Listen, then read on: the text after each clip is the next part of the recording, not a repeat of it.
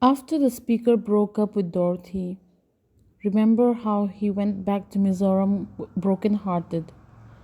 He did not want to move on with life, but after he met Nguri at Sialton village, everything changed. He said he was very happy with his wife and his two children. He even said that even if Dorothy was to reappear, things would not change. But let's see what happens after this. Reading the message in that hotel room, I realized that Dorothy still occupied a greater part of my thoughts and sensibilities. Reader, was it that fatal step towards doom? Yes, she who I thought I had forgotten was still etched upon my being. My mind raced back to the time when I was a carefree youth.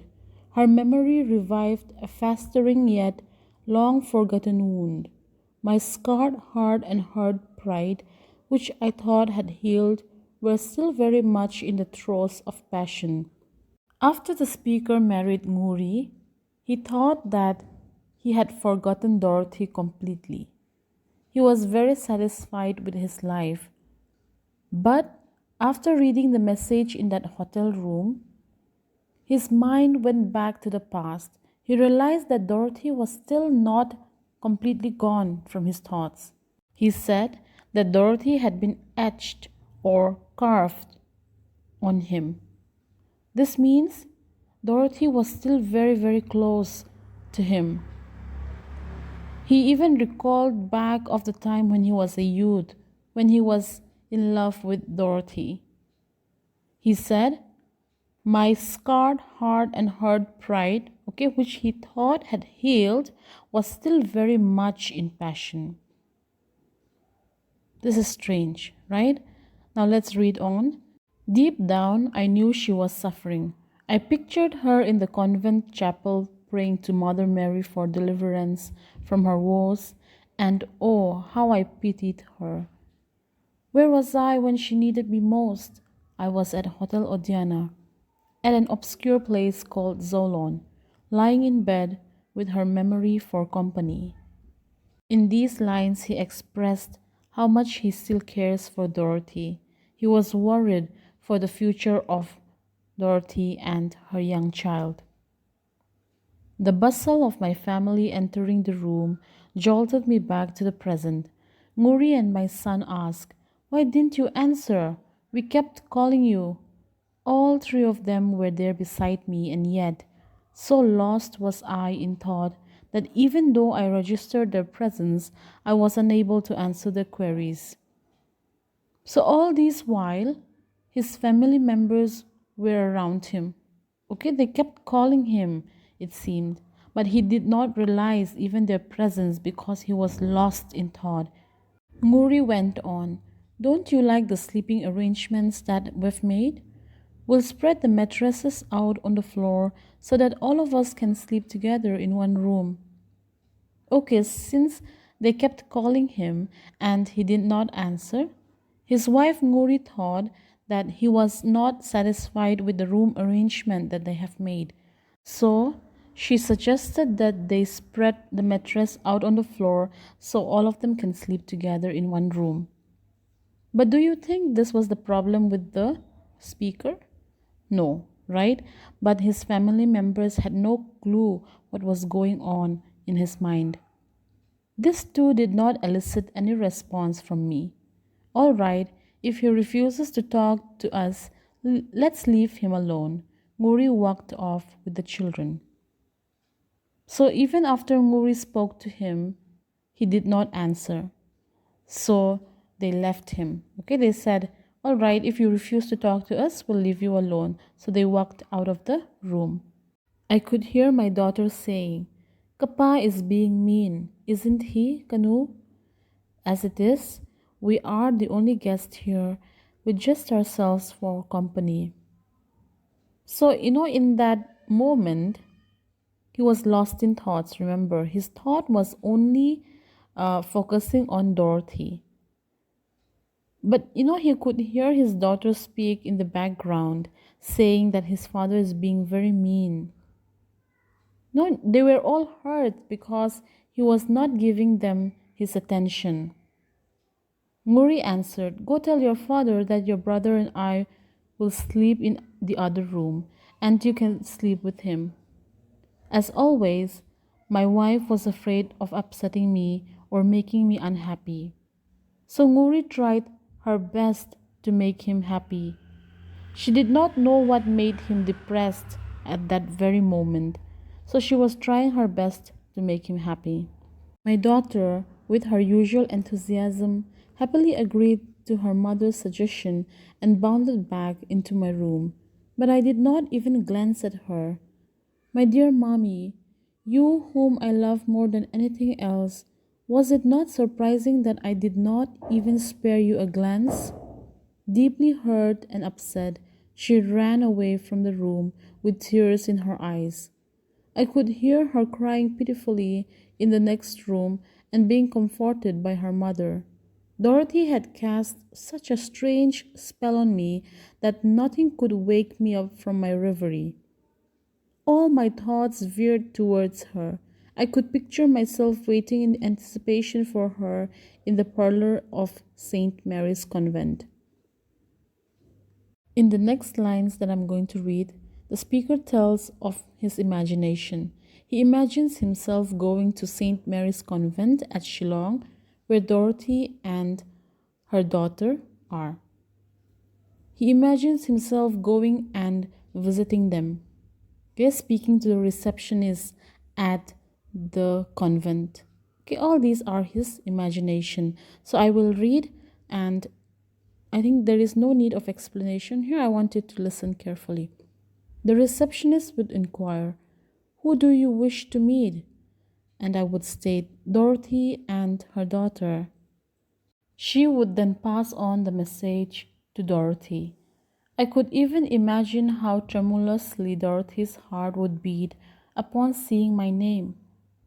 Suddenly, I remembered that I had a photograph of her tucked away somewhere in an old suitcase in the other room where my wife and children were staying. I ran to the room, rummaged through the suitcase, and grabbed the notebook.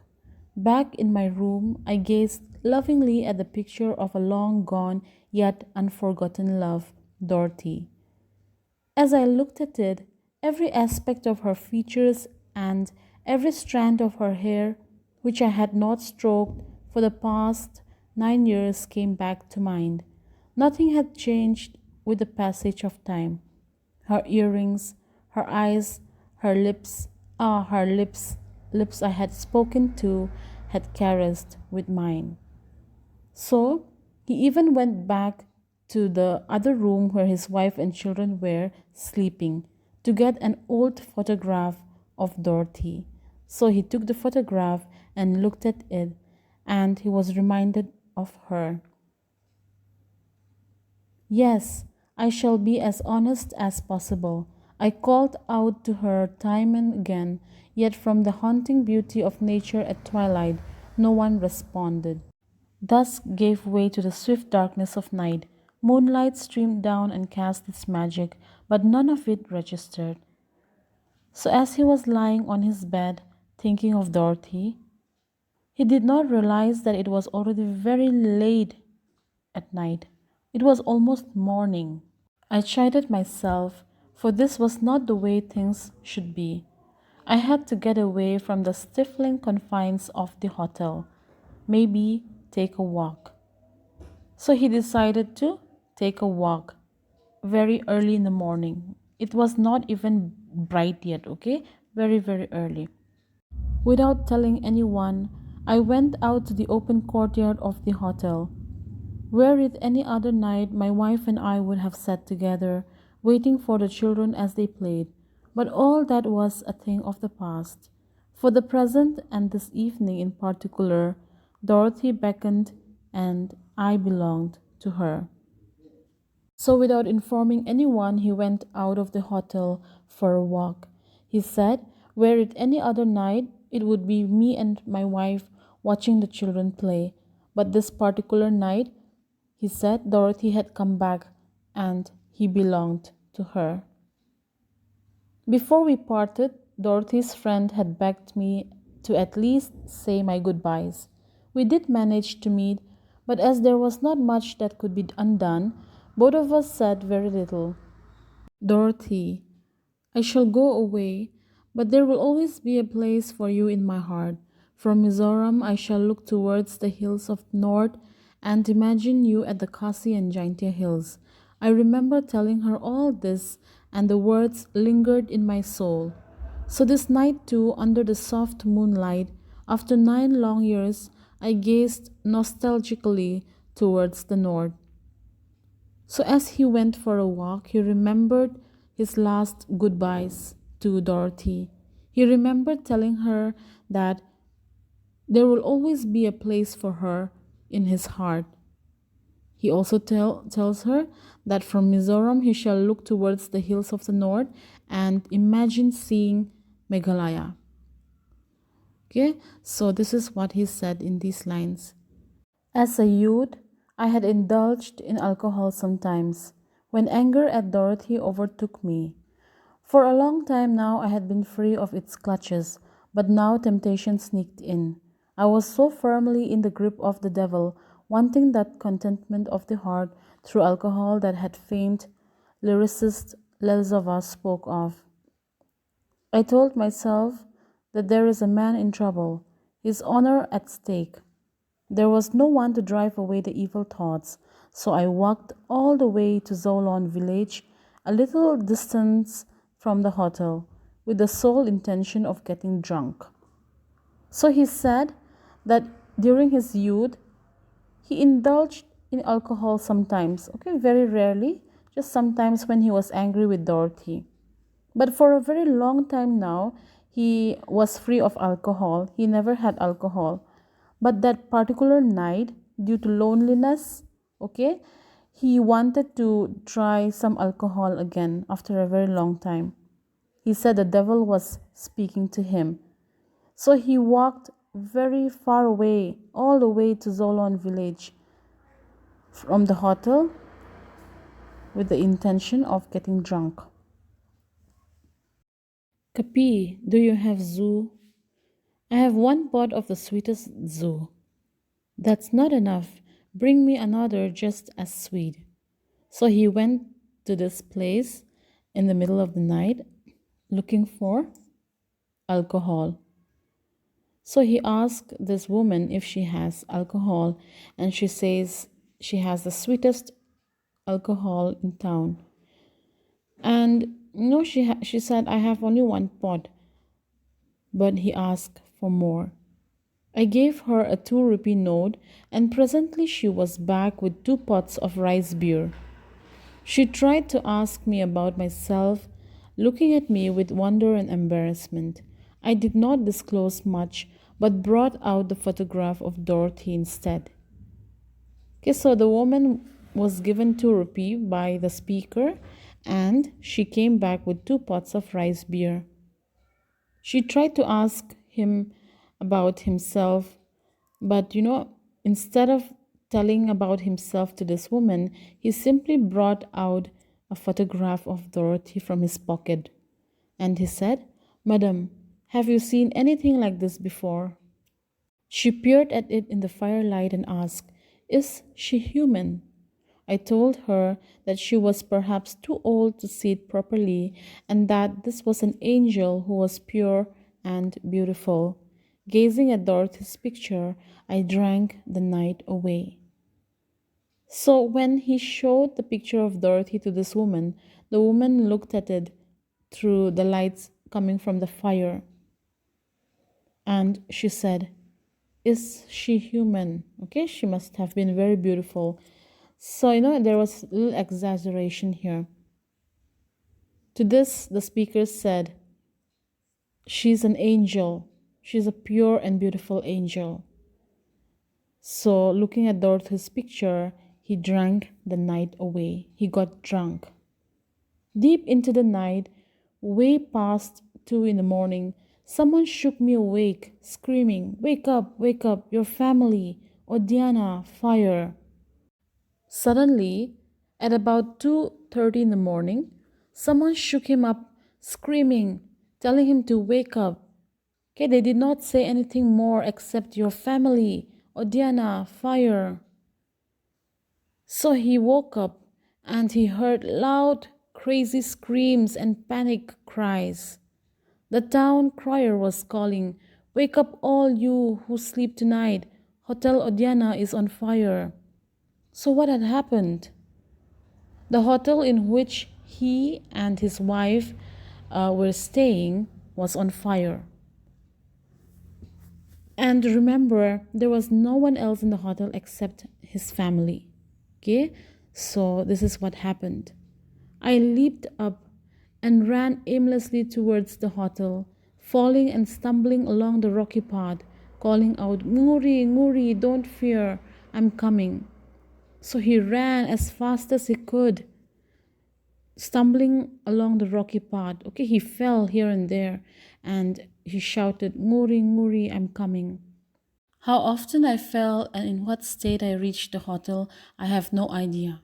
It all happened in a flash and was over before I could decipher anything. So he could not even remember how he reached the hotel. When I regained consciousness, I was told that a new day had begun. I was at the house of the village chief and was being treated by the village compounder. So when he reached the hotel, he must have got burned, okay, trying to enter the hotel.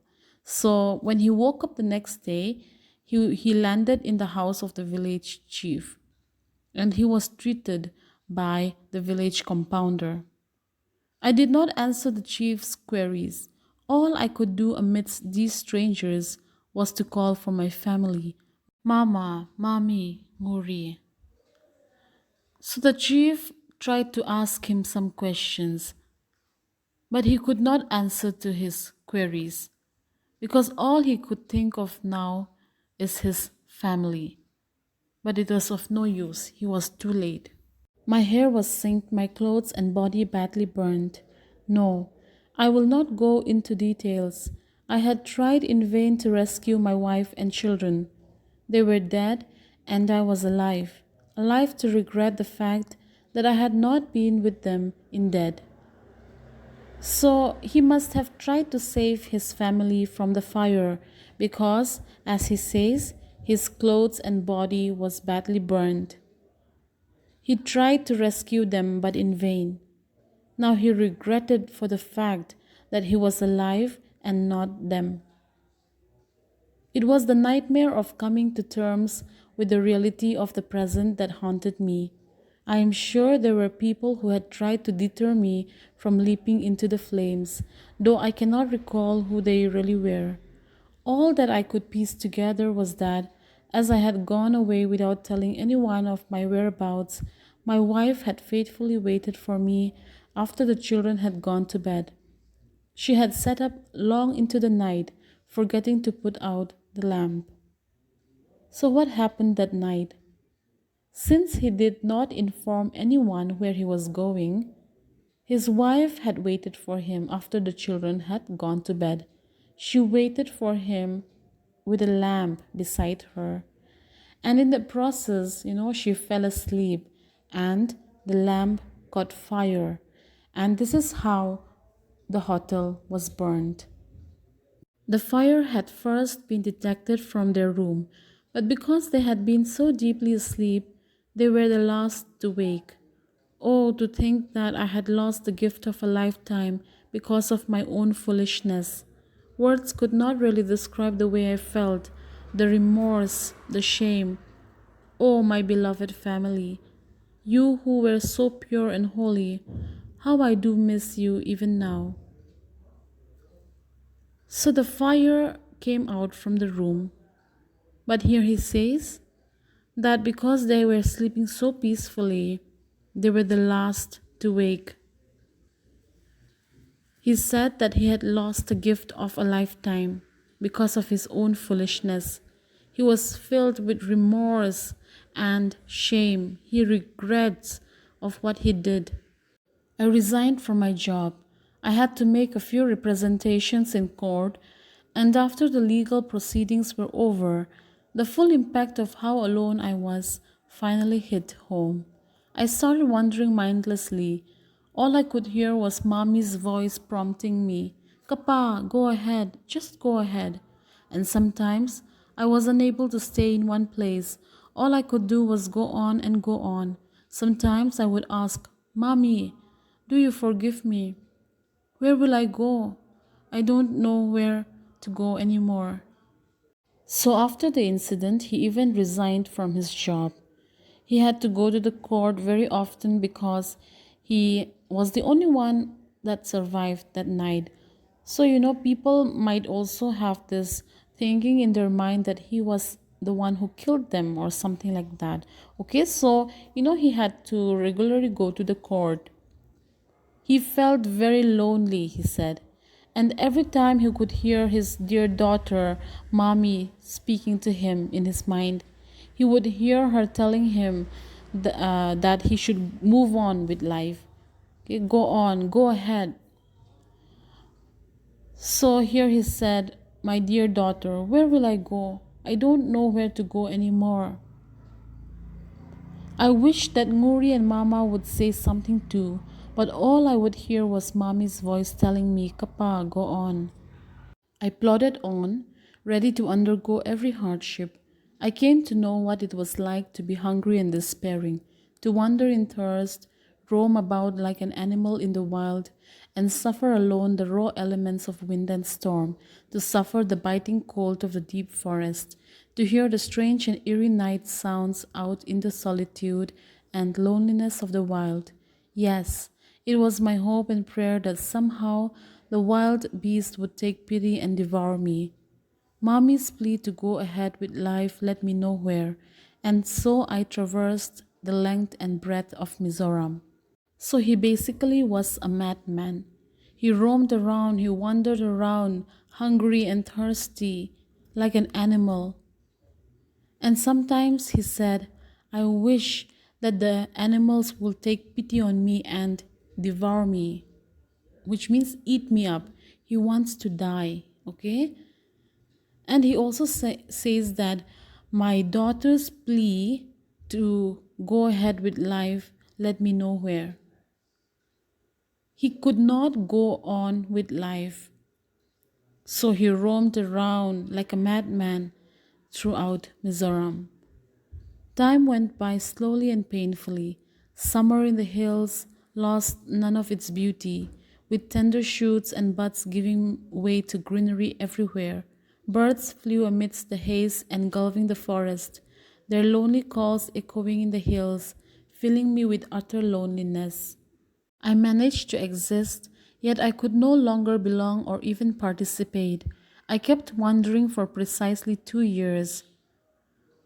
So for 2 years, he wandered here and there. Okay? He felt utter loneliness, he says. He said, I am alive, but I could not participate with life. He was just alive for name's sake. Though my savings for my children's education gradually depleted, I still had some savings in the post office. It was for this reason that I went to Aizal and from there in the month of April to Zolon.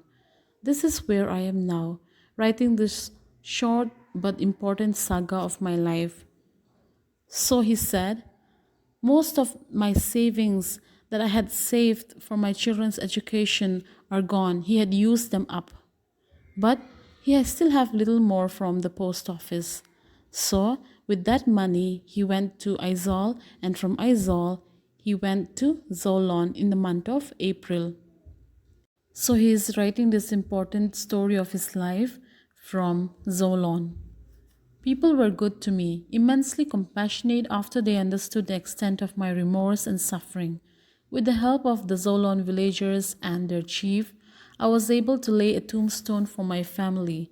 It was made in the finest mold, for I felt that they deserved the very best. I thought even passers-by who gave it a fleeting glance should feel the same. I laid a beautiful garden around the tombstone. Hotel Odiana, which had been burned to ashes, had been constructed anew on on a much grander scale, and life went on. So he tells of how people were compassionate to him after hearing his story. And with the help of Zolon villagers and the chief, he was even able to lay a tombstone for his family. He said he made the finest tombstone for them because they deserved it. And Hotel Odiana, which had burned up completely, was also reconstructed to a much grander one. I still had no definite plans. One Friday evening, I went and sat by the tombstone of my departed family. It was then I realized that I had long ceased to hear the voice of my daughter. Not since I came to Zolon. Her voice used to be a constant reminder of my terrible guilt, and there were times when I dreaded hearing it.